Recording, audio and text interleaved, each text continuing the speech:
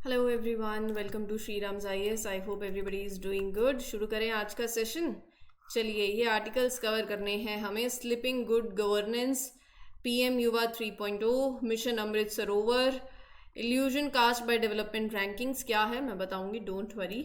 और ये आर्टिकल, ये लास्ट आर्टिकल जो है, ये आपके मेन से आप इसको कनेक्ट कर सकते हो जीएस पेपर 2 से भी। मतलब you can connect it with depending upon, जैसे पॉवर्टी है, हंगर है, आप उससे भी इसको लिंक कर सकते हो। वाइन प्रोडक्शन इन इंडिया, ये आपका प्रीलिम्स के लिए है। बाकी मोस्टली आर्टिकल्स प्रीलिम्स ओरिएंटेड है। एंड ये जीएस पेपर 2 गुड गवर्नेंस वाला भी मेंस के लिए।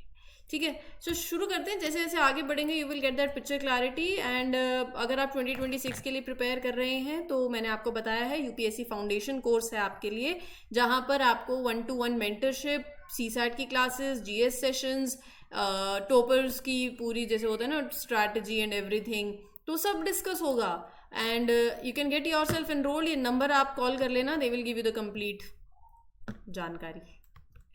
ठीक है, apart from it, if you are preparing for this upcoming 2025 attempt, so we have this currently running series on the channel itself, absolutely free of cost. Previous year questions discuss हो रहे हैं, तो join करो, देखो, सीखो, समझो। ठीक है, कमेंट सेक्शन आपके पास है। Whatever your feedbacks are you can mention there. हाँ, इंपॉर्टेंट है वो अपनी अटेंडेंस मार्क करना by liking this lecture. Thumbs up दिख रहा होगा, उस पर क्लिक कर देना। चैनल जिन्होंने सब्सक्राइब नहीं किया है जल्दी से सब्सक्राइब करो। ठीक है, चलिए बात करते हैं। अब ये ना तस्वीर देख के थोड़ा सा वो बहक नहीं जाना है।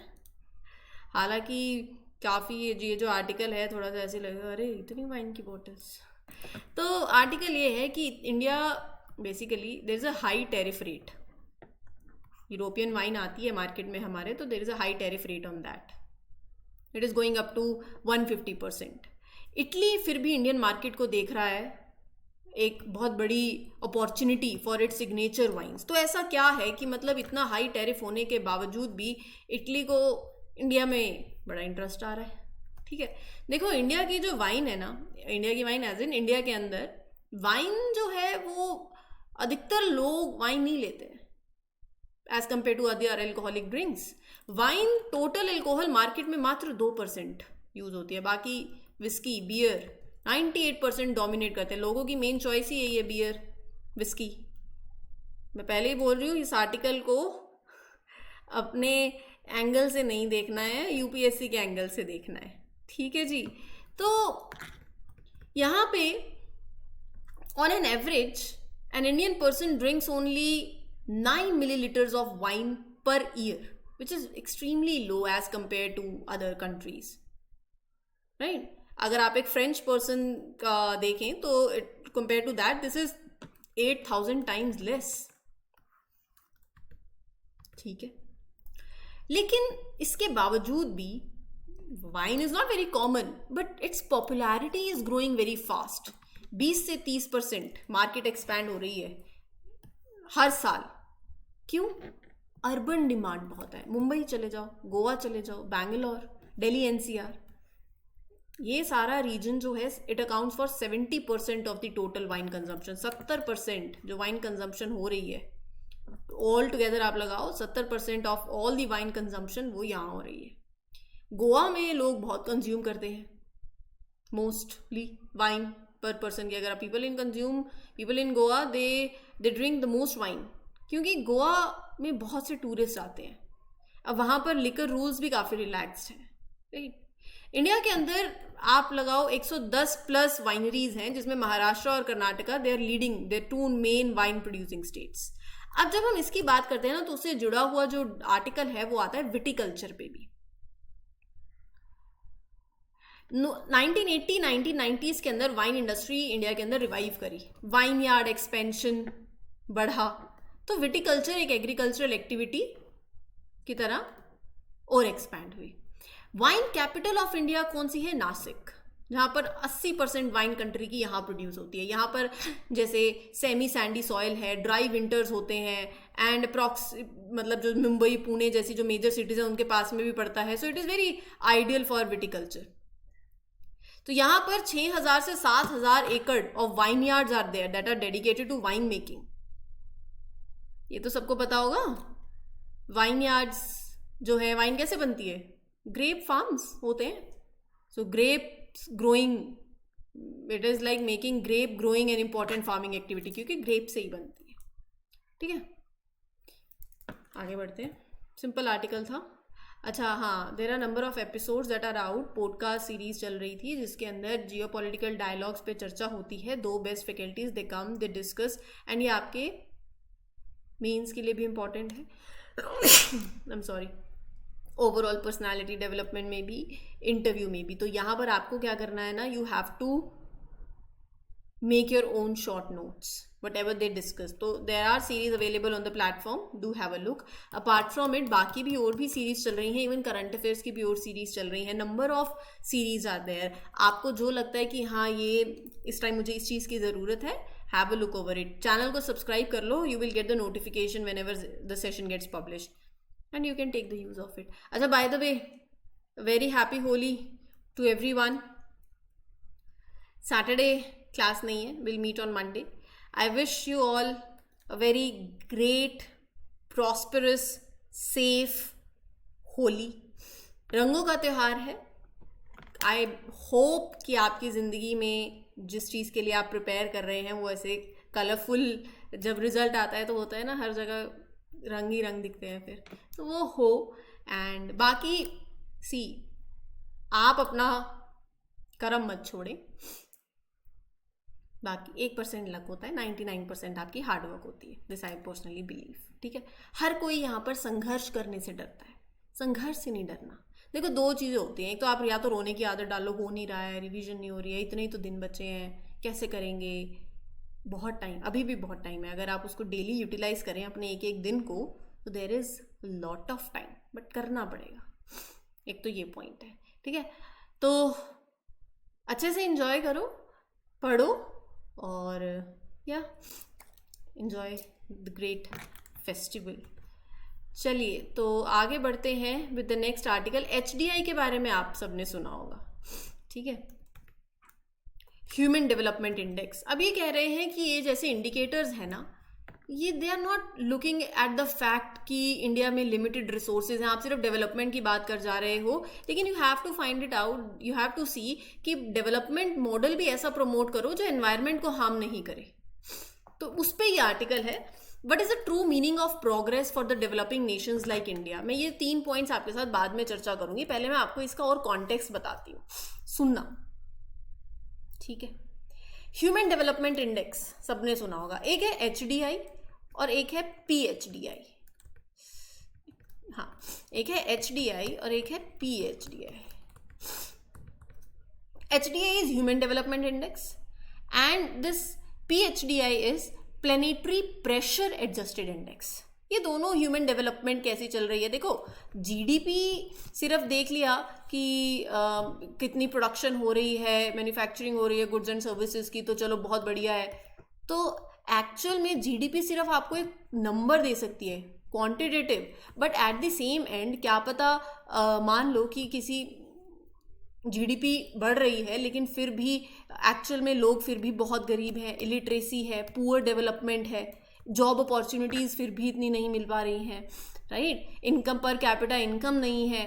तो ह्यूमन डेवलपमेंट इंडेक्स है कि we have to measure human development also. लोग खुश हैं नहीं हैं, ये सभी तो देश की तरक्की सिर्फ नंबर्स बढ़ने से नहीं होती है, एडुकेशन में, हेल्थ में, स्किलिंग में, इनकम में, ये सब भी देखा जाता है। But they are not fully considering कि अर्थ एक लिमिटेड रिसोर्स है, अर्थ पे भी। ये इंडिकेटर्स ये एनकरेज तो कर रहे हैं इकोनॉमिक ग्रोथ को, डेवलपमेंट मॉडल्स को भी, but they are harming the environment, right. अभी क्या हुआ 2023 में, कैलिफोर्निया में मैसिव वाइल्ड फायर्स आए, और वो वाइल्ड फायर ने कम से कम भी आप लगा लो $250 बिलियन का डैमेज किया। मतलब वो $250 billion is equal to the Greece की एंटायर इकोनॉमी। आप समझ रहे हो बात को। तो economic development can have hidden environmental cost also, even in the rich countries. तो HDI के साथ प्रॉब्लम क्या है, आप एडुकेशन देख रहे हो, हेल्थ देख रहे हो, इनकम देख रहे हो, कंट्रीज को रैंक कर रहे हो, बट करप्शन कितना है, लोग खुश नहीं है, नेचुरल रिसोर्सेज इतने यूज किए जा रहे हो in achieving this development, right? तो दैट इज व्हाट मैटर्स। या आप अपने जीएस पेपर 2 और जीएस पेपर 3 से कनेक्ट कर सकते हो।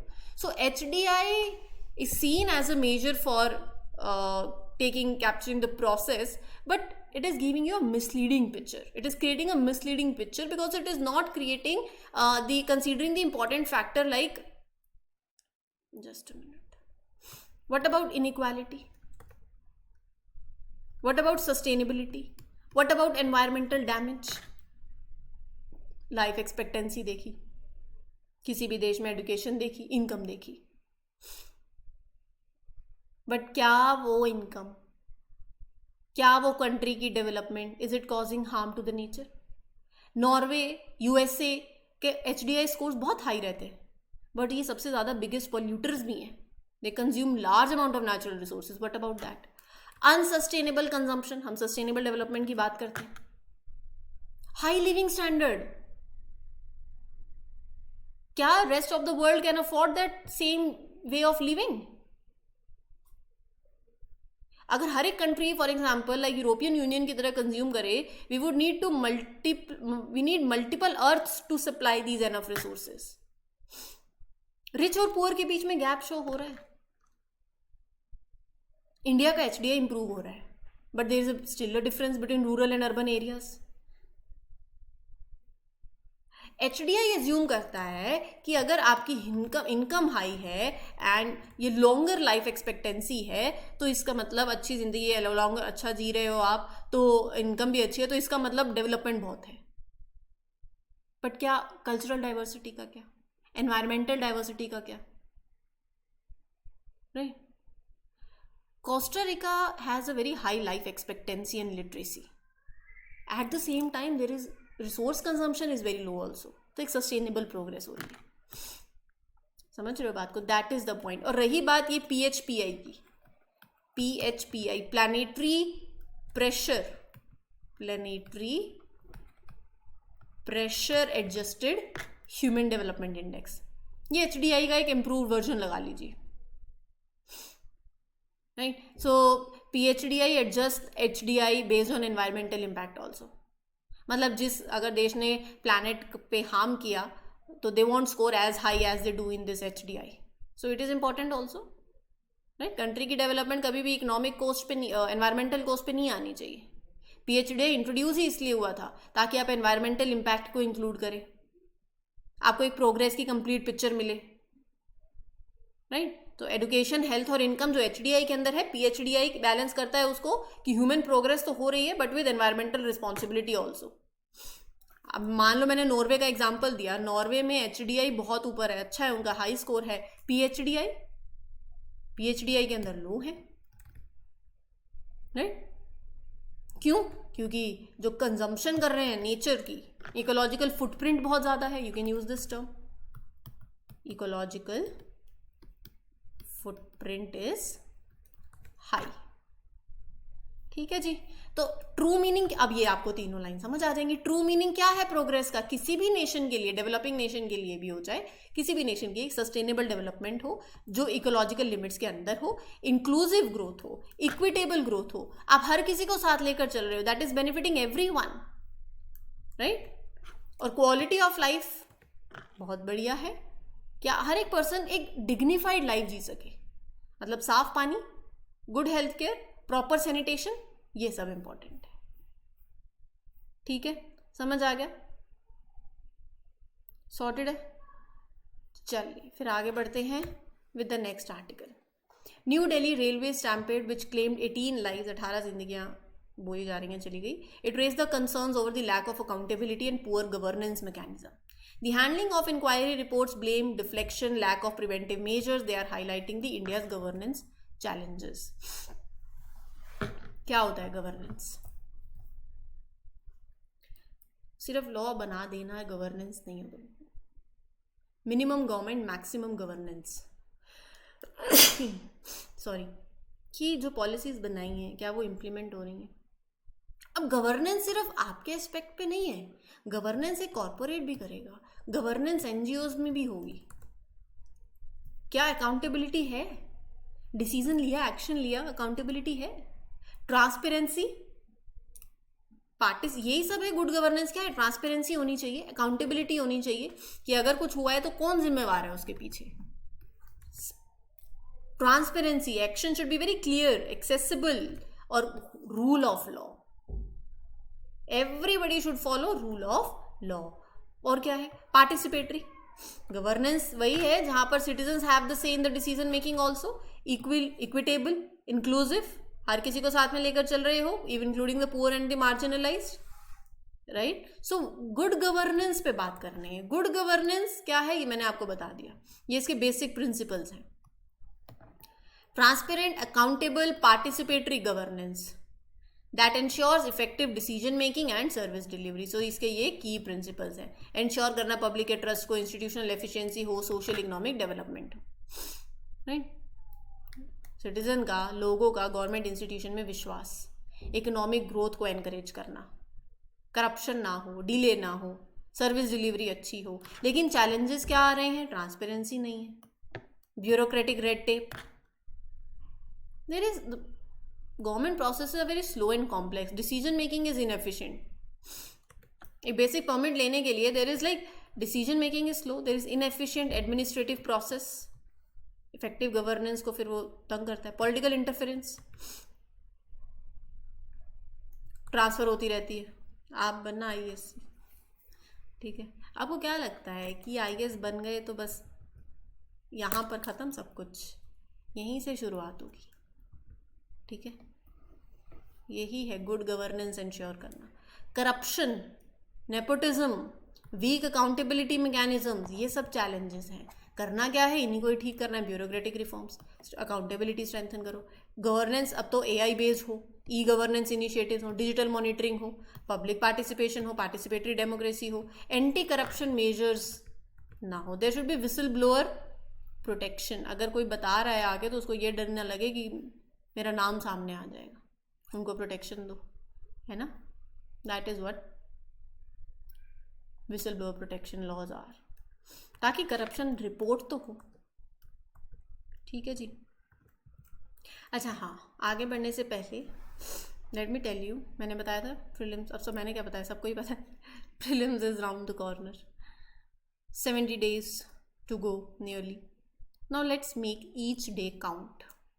For this, on Sunday at 7 PM, channel subscribe कर लेना, पहले ही बता रही हूँ, नोटिफिकेशन आ जाएगी। You will have this great session where faculties will they are discussing what to do, the strategy for your 70 days they will lay out. Great session will be there. Do subscribe to the channel, क्योंकि by chance अगर वो होता है ना कि 7 बज गए थे याद नहीं रहा, तो कोई बात नहीं, आपके पास नोटिफिकेशन आ जाएगी फिर, ठीक है जी। Have a look over it, you will find it extremely useful. हमारे प्राइम मिनिस्टर कह रही हूँ, मिनिस्ट्री ऑफ एजुकेशन ने लॉन्च किया PM युवा 3.0, जो यंग ऑथर्स हैं उनको मेंटर करने के लिए, रीडिंग और राइटिंग कल्चर इंडिया में प्रमोट करने के लिए। आंसर राइटिंग करते हो? यही तो बात है सारी। 2021 में ये लॉन्च हुआ था, अब इसका 3rd एडिशन है। एजुकेशन मिनिस्ट्री इसमें इन्वॉल्व है। इसमें क्या है, जो यंग ऑथर्स हैं उनको मेंटर किया जाता है and develop a new generation of writers, के लोग लिखें, समझ लो, रीडिंग राइटिंग इसको आगे प्रमोट करें। You support the young writers so that they can share their ideas with the world, right. जो यंग राइटर्स हैं उनको मेंटर करोगे, एक्सपीरियंस ऑथर्स होंगे, how to get the book, write the book, how to get them published. It will showcase India का जो heritage है, culture रहा है, नॉलेज सिस्टम रहा है, आप उसको ग्लोबली भी you want to showcase it. तो यहाँ पर जो ऑथर्स, मतलब it is below 30 years, it is open to them. जो सिलेक्टेड राइटर्स हैं, they will get the training from the renowned authors, right. Focus area क्या रहेगा? This 3 points. Participants will write the books on these topics: Indian diaspora in nation building, India का knowledge system, India का जो ancient tradition रहा है, wisdom, scientific contribution and makers of the modern India, right. So they will be national book trust, NBT, that will implement it, and Books will be published and translated into multiple Indian languages. There will be literary festivals, cultural exchanges जहाँ पर authors will engage in, and it aligns with National Education Policy 2020 also. youth में development, leadership development create कर रहे हैं. Across India it is open to the participants, covering 22 Indian languages plus English also. Regional language literature को भी encourage किया जा रहा है ताकि हम लिंग्विस्टिक डाइवर्सिटी को प्रमोट करें. तो इसके लिए जब भी कोई अगर मेंस में आंसर लिंग्विस्टिक डाइवर्सिटी पे आता है, लैंग्वेज पे आता है, तो आप मेंशन कर सकते हो किसको, ऐसी स्कीम को. ठीक है. Indian railways will dig ponds under mission Amrit Sarovar to tackle the water scarcity and improve the water conservation. क्या है ये मिशन अमृत सरोवर, वो बता देती हूँ. सरकार का एक इनिशिएटिव है जहां पर आप पानी को कंजर्व करोगे by rejuvenating and creating the water bodies. Railways will dig ponds near the railway lands ताकि रेन वाटर स्टोर करें, ग्राउंड वाटर रिचार्ज करें और वाटर स्कार्सिटी को रिड्यूस करें. Right. So what this mission is about वो पता चल गया. बाकी इसके बारे में डिटेलिंग बता देती हूँ. एक वाटर कंजर्वेशन प्रोग्राम है. आज़ादी का Amrit Mahotsav as a part of that 24th April 2022 में it was launched to ensure water sustainability and nationwide water conservation program. Rural development की ministry इसमें involved है with collaboration from 8 other ministries. Bhaskaracharya National Institute for Space Application and Geoinformatics will provide the geospatial data. मतलब ये site को भी तो identify करोगे तो वो बता देंगे आपको. क्या टारगेट है कि हमें पर डिस्ट्रिक्ट 75 पोन्ड्स या तो कंस्ट्रक्ट करने हैं या रेजुविनेट करने हैं. जन भागीदारी रहेगी, आप लोग पार्टिसिपेट करोगे, लोकल कम्युनिटीज इन्वॉल्व रहेंगी. ग्राउंड वाटर लेवल को स्ट्रेंथन करना है. You have to restore the ecological balance. Right. Railway का क्या रोल रहेगा, जो न्यू वाटर बॉडीज है रेलवे साइट्स के पास वो उन्हें आइडेंटिफाई करेंगे. They will utilise the excavated material for the railway embankment construction. State governments के साथ कोऑर्डिनेट करेंगे फॉर द इम्प्लीमेंटेशन ऑल्सो. ठीक है. जो जब वो पोंड आप डिग करेंगे तो जो मिट्टी होगी that will be use to build the railway embankments. ठीक है. तो ये था आपका complete session. I hope things are clear. In case you are having any doubt you can still ask me, and for more such videos do subscribe to the channel. I wish everybody a very happy, colourful, joyous Holi. Thank you everyone. Will meet you on Monday. Take care.